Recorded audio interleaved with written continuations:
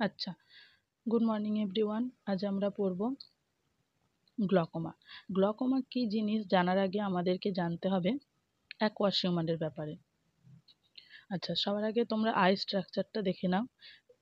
এটা হচ্ছে লেন্স, লেন্সের আগে থাকে অ্যাকুয়াশিউমার আর উল্টো দিকে থাকে কি ভিট্রিয়াস হিউমার। আগে মানে সামনের দিকে ফরওয়ার্ড সাইড অ্যাকুয়াশিউমার আর ব্যাকওয়ার্ড সাইডে হচ্ছে ভিট্রিয়াস হিউমার। অ্যাকুয়াশিউমার কোথা থেকে প্রোডাকশন হয়? সিলিয়ারি বডির ভিতর যে সিলিয়ারি প্রসেস আছে সেখান থেকে অ্যাকুয়াশিউমার প্রডিউস হয়। আচ্ছা, চোখের যে নর্মাল আইওপি হয় সেটা কত হয়? 10 থেকে 21 মিলিমিটার এইচজি হয়। এখানে দুই সাইডে দুটো আছে ক্যানাল অফ স্কেম, এগুলো হচ্ছে কি হয়? অ্যাকুয়াশিউমার ড্রেনেজ হয়। এবার দেখো, the anterior cavity of the eye consist of aqueous humour. Anterior cavity, this is posterior cavity. Anterior cavity কি করে? অ্যাকুয়াস হিউমার কনসিস্ট করে। বলছে যে in which secreted by ciliary process, যেটা কোথা থেকে তো সিক্রেট হয় বা ওটা হচ্ছে সিলিয়ারি প্রসেস থেকে সিক্রেট হয়। কোনটা? Aqueous humour. And drainage occur at canal of Schlemm. আর ওটার যে প্রোডাকশন হচ্ছে তো ড্রেনেজও হতে হবে, সেটা কোথা থেকে হয়? ক্যানাল অফ স্কেম থেকে। এবার দেখো, it is renewed every 90 minutes. Aqueous humour প্রতি 90 মিনিট অন্তর অন্তর কি হয়? নতুন করে তৈরি হয়। তো যেহেতু নতুন করে তৈরি হচ্ছে তাই ড্রেনও হতে হবে। তো একবার ড্রেন হয় মানে সিক্রেট হয়, ড্রেন হয়, এভাবে 90 মিনিটে গ্যাপে নতুন করে অ্যাকুয়াশিউমার তৈরি হয় এবং ড্রেনেজ হয়। আইওপি মানে কি? ইন্ট্রাঅকিউলার প্রেশার। নর্মাল আইওপি যেটা আমাদের চোখের নর্মাল প্রেশার সেটাকেই বলা হয় আইওপি।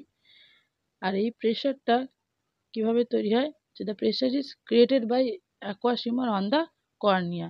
অ্যাকুয়াশিউমার কর্নিয়ার ওপর যে প্রেশারটা ক্রিয়েট করে সেটাই হচ্ছে আমাদের আইওপি। আর এই আইওপিটা কিসের দ্বারা মেজার করা হয়? টোনোমিটারের দ্বারা। আচ্ছা, এরপর আমরা জানবো গ্লকোমা কি।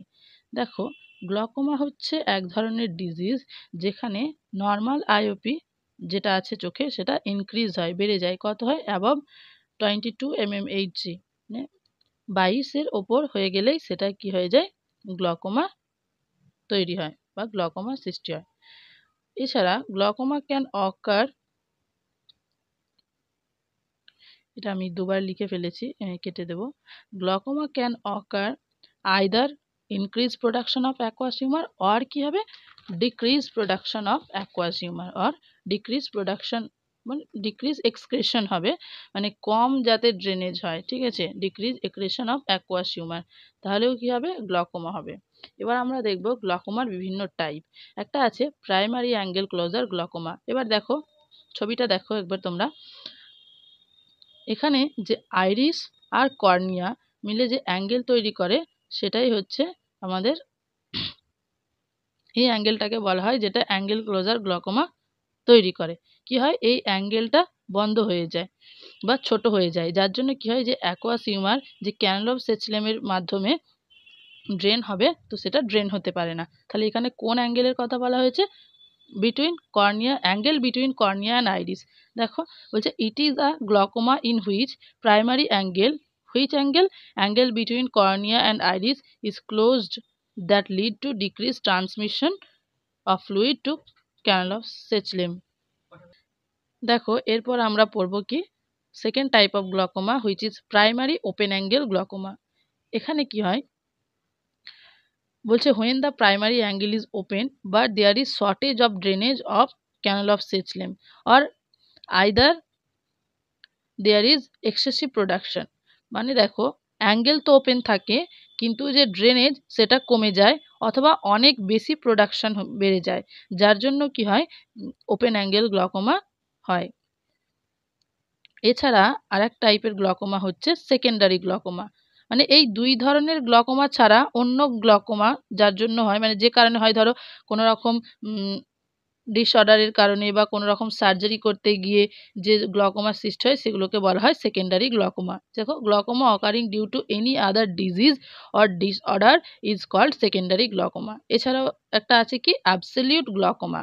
বলছে it is a condition that is severe in form and eye become hard as stone, যেখানে হচ্ছে চোখ পাথরের মতো শক্ত হয়ে যায়, সেটাকে কি বলা হয়? Absolute glaucoma.